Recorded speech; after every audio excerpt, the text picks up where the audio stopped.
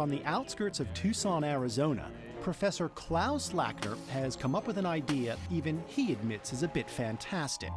He's attempting to compete with Mother Nature. We're trying to mimic what a tree can do, and these are the leaves of that tree. Every tree, in fact, every leaf, is like a tiny factory, taking in carbon dioxide from the air and using it to make the energy it needs to survive. In the process, it releases the oxygen that we need to live. Klaus's version of a tree also pulls carbon dioxide out of the air, not for its own survival, but to help us fight global warming. Sounds pretty incredible? Well, so is the way he came up with the idea. It all started a decade ago, when his 12-year-old daughter Claire came to him for advice.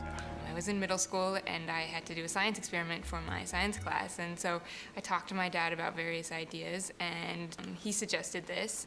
And I said, why don't you pull CO2 out of the atmosphere?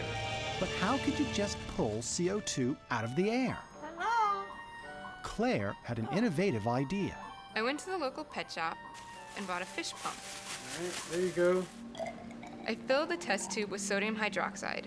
Next, I attached the fish pump to the test tube, turned it on, and ran air through it all night. The fish pump was forcing air containing a small percentage of CO2 into the test tube. CO2 is an acid like vinegar.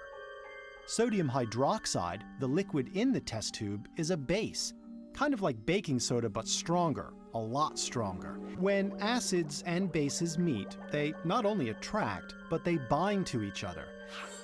It's called an acid-base reaction. So the carbon dioxide binds to the sodium hydroxide and leaves the air. I was surprised that she pulled this off as well as she did, which made me feel that it could be easier than I thought. If Klaus was going to make this far-out idea a reality, he was going to need some practical advice. If you look at Claire's experiment, what she had is a test tube. So he went to the Wright brothers, not Orville and Wilbur, but project manager and engineer Alan and Burton, another set of brothers who, like their namesakes, don't shy away from a challenge. The Wright brothers were able to look at a bird in flight, so they knew it was possible to fly. So does the fluttering of the leaf. Klaus and I will look at a tree and say, well, you know, that tree is capturing carbon dioxide out of the air. We know it can be done. You've got to figure out how to do it. But their tree needs electricity to run. And whenever you produce electricity, you also produce carbon dioxide. It's called an energy penalty. If their synthetic tree produces more CO2 to run than it can capture, well, what's the point? A delicate balancing act begins. Can they somehow reduce the amount of energy they use? We needed to come up with a shape where you don't have to have an aquarium fish pump driving all the air through the system, but to have the wind just deliver the air and pass it through the collector. It all comes down to geometry. What is the size and shape of the perfect synthetic leaf, one that can remove the most CO2 from the air? To find out, they construct a wind tunnel to study how air moves around and through a variety of surfaces. We tried an array of strings. We tried screens. We tried vertical plates of solid material that were smooth. We tried vertical plates that had a knobby surface. It takes a year to find a shape that lets enough air pass through. Perfect. It turns out to be long, flat sheets. The air would move through with very little resistance. It worked well. So air can move through their man-made leaves, but how will they capture CO2? At first, they follow Claire's lead, coating the leaves with sodium hydroxide.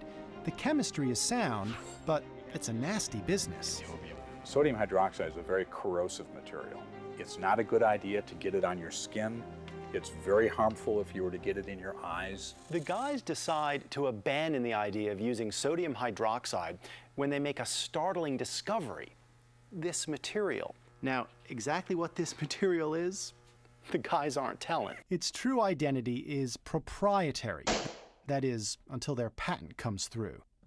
The team claims that this engineered fabric attracts CO2 just like sodium hydroxide, but with none of the pitfalls.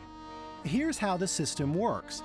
The 9-foot synthetic tree opens its doors, letting air flow through its leaves, which, thanks to their mystery material, readily absorb carbon dioxide. The leaves are then sprayed to wash the CO2 away for storage. The process does use electricity, but in the future they hope green power will make the device even more energy efficient.